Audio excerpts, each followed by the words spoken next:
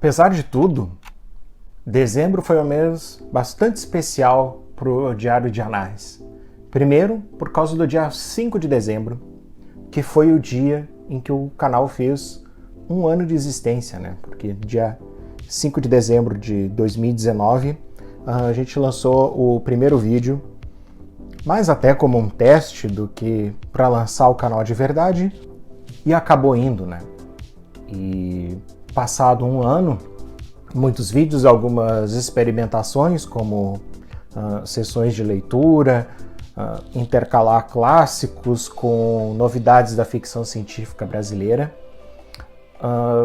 Acabou que, pelo menos na segunda metade dos vídeos, né, a gente acabou dando mais espaço para a ficção científica brasileira, né? Isso acabou surgindo naturalmente, né? Porque a ficção científica brasileira, acredito que carece ainda muito de divulgação, né?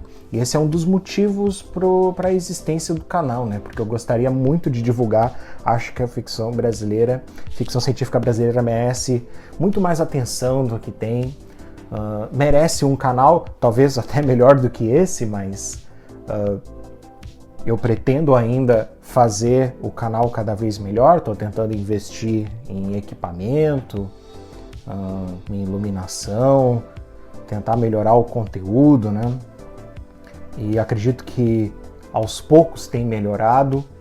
A gente tem tentado fazer sorteios, e tudo isso também acaba culminando na outra data muito importante, dia 11 de dezembro, dia que desde 2016 é considerado Dia da Ficção Científica Brasileira, em virtude, né, essa data escolhida pelo nascimento do Jerônimo Monteiro, né, um autor clássico da ficção científica brasileira. E isso é importante porque o canal, ele, mais do que eu esperava até, acabou mirando bastante na ficção científica brasileira, porque a gente teve lançamentos muito bons esse ano, e lançamentos que eu simplesmente não quis deixar para depois, para falar sobre eles, porque eu achava que eles tinham que receber alguma divulgação, ter alguma consideração, algum espaço no canal, antes de alguns clássicos, né? O início do canal eu ainda falava mais de clássicos. Eu não quero abandonar os clássicos, é verdade, mas à medida que a gente está vendo obras tão boas da ficção científica brasileira, acho que os clássicos, que já foram bastante lidos, podem esperar mais um pouquinho. A gente teve várias obras ali, eu vou colocar algumas das que eu mais gostei na descrição, algumas das que representam isso que eu estou falando. O Back in the USSR, do Fábio Fernandes, o I-2, da Luan Zayla, A Telepatia São os Outros, da Ana Rush, entre outras obras, Viajantes do Abismo, da Nikele Witter, e outras obras de ficção científica brasileira que acredito que merecem um espaço e não podem esperar mais para serem divulgadas. Acredito que as pessoas precisam conhecer, e esse é um dos motivos para a criação desse canal, né? Abrir esse espaço para poder falar da ficção científica, para poder celebrar ela. Outro que eu lembrei agora, o Distrito Federal, do Luiz Braz. E por fim, a última data que eu queria falar é o dia 15 de dezembro, que foi o dia em que eu fiz uma live muito bacana, a primeira live do canal. Uma live muito bacana, porque a gente pôde falar da antologia Outros Brasis da Ficção Científica, que foi um acontecimento assim que meio que coroou toda essa vontade de divulgar a ficção científica brasileira. Que forma melhor do que organizar um livro novo com esse tema, né? Outros Brasis da Ficção Científica, que tem a ideia de juntar contos que mostrem que a ficção científica e o Brasil são uma combinação muito legal, muito bacana e que dá muito certo. E nessa live do dia 15, que foi inclusive o último vídeo do canal, a gente pôde celebrar tudo isso. Acabei não mencionando o dia 11, de dezembro como o Dia da Ficção Científica Brasileira. Eu espero que no ano que vem me poder programar melhor para poder dar o destaque que essa data merece, né? E já fazer tudo junto, né? Comemorar mais um ano de canal, falar do dia 11 e espero também poder falar mais vezes da antologia Outros Brasis da Ficção Científica. E nessa live a gente pôde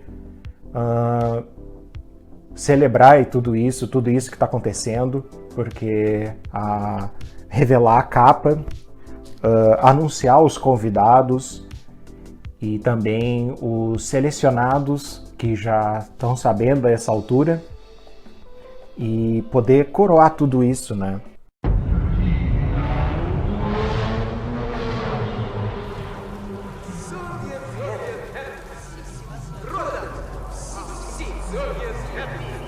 Hoje a gente está aqui também para falar não só do canal, mas para celebrar a ficção científica brasileira. E eu acho que uma das obras mais importantes, uma das coletâneas mais importantes desse ano foi a Violeta, os Unicórnios e os Rinocerontes, organizado pela Cláudia Dugin, que saiu pela Patois, na coleção Futuro Infinito. Já falei de mais de uma obra dessa coleção. Essa coleção saiu, esse volume, ele saiu por uma campanha do Catarse, da qual eu participei com muita satisfação e também consegui completar a minha coleção. E esse livro, ele mostra duas abordagens muito interessantes sobre a questão LGBT, né, suas várias expressões, né.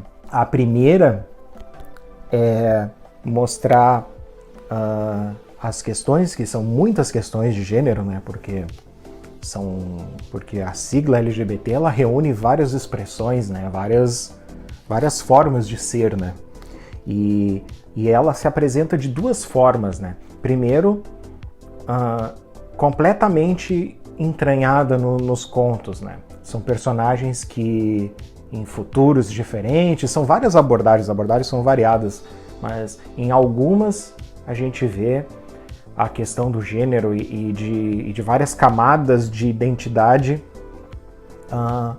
completamente entranhadas na história, e em outras os personagens que são gays, lésbicas e etc., eles aparecem de forma natural, a história corre e simplesmente as pessoas apenas estão ali. Não há os casais ou trisais como se apresentam, eles apenas são, né? Que é uma abordagem também muito bacana para mostrar um futuro que a gente espera, né? É uma parte até otimista, né? Mostrar essas relações, né, que hoje são tão discriminadas, né, simplesmente como elas são, né, naturais do ser humano, né. Outra coisa bacana também foi a abordagem dos contos, se utilizando de diversos universos clássicos da literatura e do cinema também, abordagens que pegam, são abordagens diferentes de mundos que a gente já conhece. Por exemplo, do Fim da Infância, do Arthur C. Clarke, Solaris, do Stanislaw Lem, do 2001 também, do Arthur C. Clarke, e outras que talvez eu não tenha pescado direito, talvez eu vou ter que pesquisar mais sobre isso, mas alguns universos mais clássicos assim. Vou dar um exemplo, que é o conto do Alexei Dodsworth, que é Pensem nas Crianças, né? Que ele traz uma abordagem do universo, né? Da história do fim da infância, que é preciso, né, já ter lido as obras de referência, né? Tem do Neuromancer também, que é muito bacana. São obras são contos que precisam dessa leitura dos clássicos, né? Mas que eles compensam bastante, né? Porque eles aproveitam esse universo e trazem uma versão muito própria desses universos, né?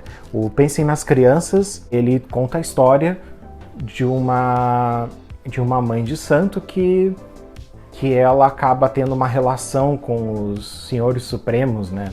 Quem já leu o livro já sacou qual é que é.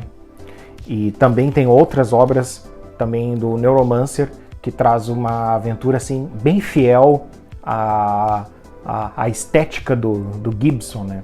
Só que numa versão brasileira, numa favela, em que tem um personagem principal, que é um hacker, né? Um cowboy de console. Ele foi bem perspicaz em ainda usar os termos daquele mundo, né? Do Gibson, né? Sem tentar atualizar nem nada. Trazer do jeito que ele imaginou naquela época. E também com um samurai urbano, né? E os dois são namorados, e esse é um dos exemplos que eu falei, né? Apenas o casal ela nem é a mais importante do conto, né? O primeiro conto, ele me remete bastante aos Despossuídos da Ursula Le Guin, e um dos contos que eu mais destaco é o Emiliano, da Cláudia Dudin. Foi um dos que trouxe uma das abordagens que mais me chamou a atenção, e ele traz uma abordagem da identidade no personagem principal, que tem vários níveis de consciência, e quando o protagonista da história, que é uma entidade coletiva, não tem a noção da individualidade, e vai buscar uma outra unidade da mesma espécie, e acaba descobrindo a própria individualidade, né? Esse é um exemplo da narrativa em que a questão do gênero ela está bem entranhada na trama da história, e também com muita criatividade também. Isso é uma coisa que eu gostei bastante, que quando os autores eles tentam escolher fazer uma abordagem que mexe mais diretamente com a questão da identidade, mostrou que a própria condição deles dá uma posição muito bacana, né? Porque você pensa bem, são pessoas que já, pela própria condição, já se veem obrigadas a pensar um mundo fora da caixa, né? Então isso é uma coisa essencial para quem escreve a ficção científica, né? E a gente vê isso tudo valorizado numa obra muito bacana.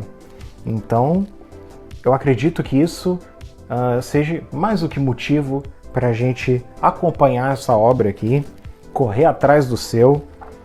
Eu acompanhei os contos, são bastante contos, e contos bem curtos, mas eu achei incrível como cada autor se aprofundou bem, conseguiu trazer em poucas páginas, resgatar esses universos, ou introduzir a outros que a gente de repente não conhece, e fazer isso e expandir a história, né?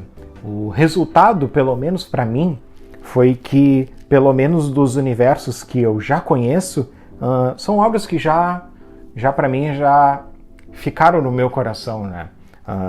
Por exemplo, agora é difícil imaginar o fim da infância agora sem pensar nessa abordagem do Alexei no Pensem nas Crianças, ou do Em Busca do Éden em relação a Solaris, ou o outro conto que faz a referência ao Neuromancer, ou outro que faz até uma referência a uma obra brasileira, o Águas Vivas Não Sabem de Si, da Aline Valek. Foi muito bacana as revisitações a esses universos, né? Universos tão queridos da ficção científica, e eu acho que essa é uma das principais atrações do livro, né? Além, é claro, da celebração da diversidade, que é muito importante e que não só apontam para o futuro, né? Mas que parece que colocam a ficção científica no nosso século, né?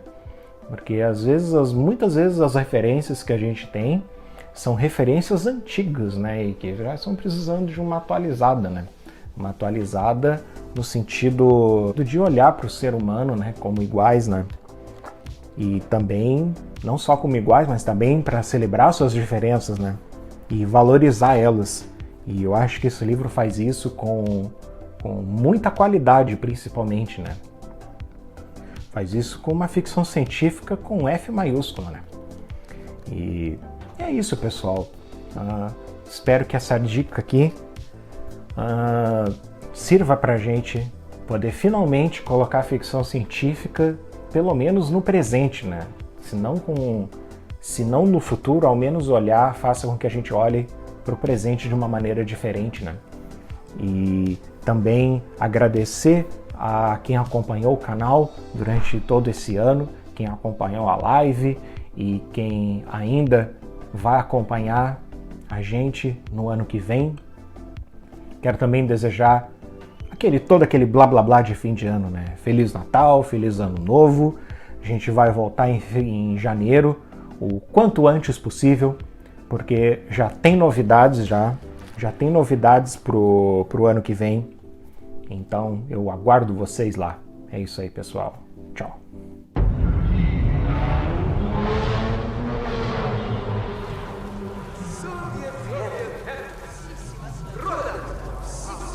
Soviet happy.